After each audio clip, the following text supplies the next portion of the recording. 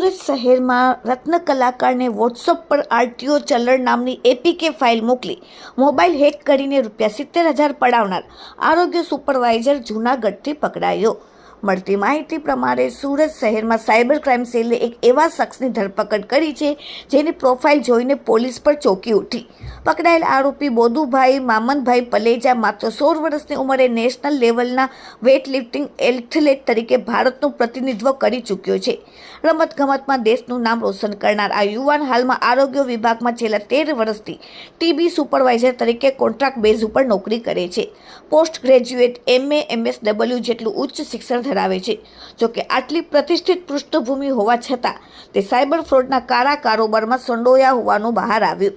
સમગ્ર ઘટના મુજબ સુરતના એક રત્ન કલાકારને અજાણ્યા નંબરથી વોટ્સઅપ પર મેસેજ મળ્યો। આ મેસેજમાં આરટીઓ ચલણ લખેલી એક એપીકે ફાઇલ હતી। રત્ન કલાકારને લાગ્યું કે કદાચ તેમનું ટ્રાફિક ચલણ ફાટ્યું હશે, જેથી તેમણે જેવી આ ફાઇલ ડાઉનલોડ કરી કે તરત જ તેમનો મોબાઈલ હેક થઈ ગયો। આરોપીએ રત્ન કલાકારની જાણ બહાર તેમના બેંક એકાઉન્ટમાંથી કુલ ₹70,379 ટ્રાન્સફર કરી લીધા।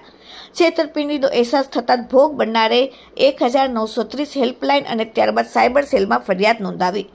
આરોપી બોદુભાઈ મામદભાઈ પલેજાની ધરપકડ બાદ અનેક ચોંકાવનારા ખુલાસા થયા છે। જૂનાગઢમાં મજેવડી દરવાજા વિસ્તારમાં રહેતો બોદુભાઈ શારીરિક રીતે સક્ષમ હોવાથી માનસિક રીતે પણ તેજ હતો। તે વેઇટ લિફ્ટિંગમાં રાષ્ટ્રીય સ્તરે ચમક્યા બાદ અભ્યાસ પૂર્ણ કર્યો।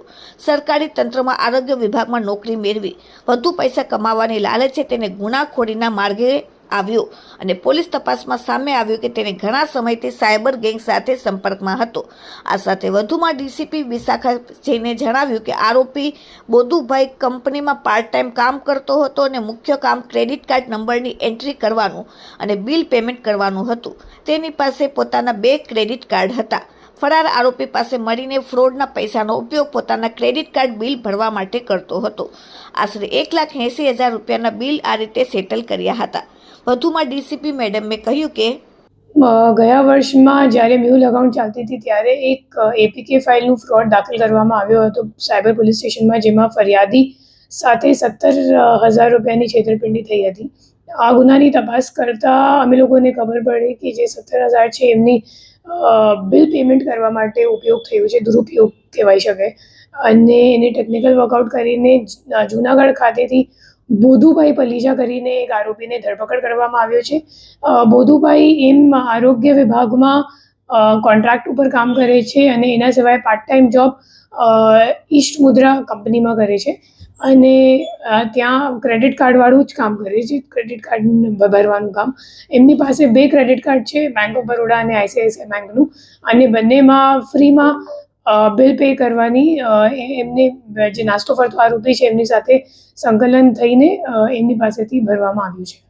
જે લોકોને કેવી રીતે વિશ્વાસમાં લેતો હતા કે એમાં વિશ્વાસમાં લેવાનું કંઈ કામ નથી। એપીકે ફાઇલનું ફ્રોડ છે, એમાં જે ફરિયાદી છે એમના ફોન ઉપર આરટીઓ ચલાન નામનું કોઈ એપીકે ફાઇલ આવ્યું અને ડાઉનલોડ કરીને એમનું ફોન હેક થઈ ગયું અને ફોન હેક કરીને પછી જે કંઈક ઓટીપી આવે છે તો એ ઓટીપી વાપરીને ફંડ એટલે ક્રેડિટ કાર્ડનું પેમેન્ટ કરવા માટે ટ્રાન્સફર કરવામાં આવ્યું છે। આ પહેલું આરોપી છે અને ઓલમોસ્ટ રિકવરી પણ આના પાસેથી થઈ જશે।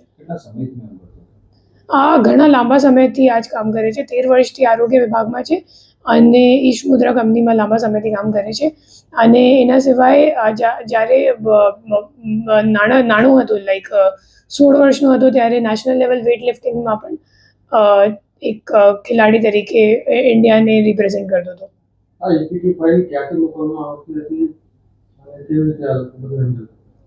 એપીકે ફાઇલ વોટ્સએપ ઉપર મોકલવામાં આવે છે અને એ લોકોનું કામ, મતલબ આ જે આરોપી છે એમની ભૂમિકા ફક્ત બિલ પેમેન્ટ કરવાની છે। મતલબ જે ફ્રોડનો પૈસો છે એમને એ લોકો બેંક એકાઉન્ટમાં નહીં લેતા અને ક્રેડિટ કાર્ડનું બિલ પેમેન્ટ કરવા માટે ઉપયોગ કરે છે। જે રીતે વોટ્સએપ પર એપીકે ફાઇલ મોકલવામાં આવે છે, શું કહેશો લોકોને કે કેવી રીતે સાવચેતી રાખવી જોઈએ?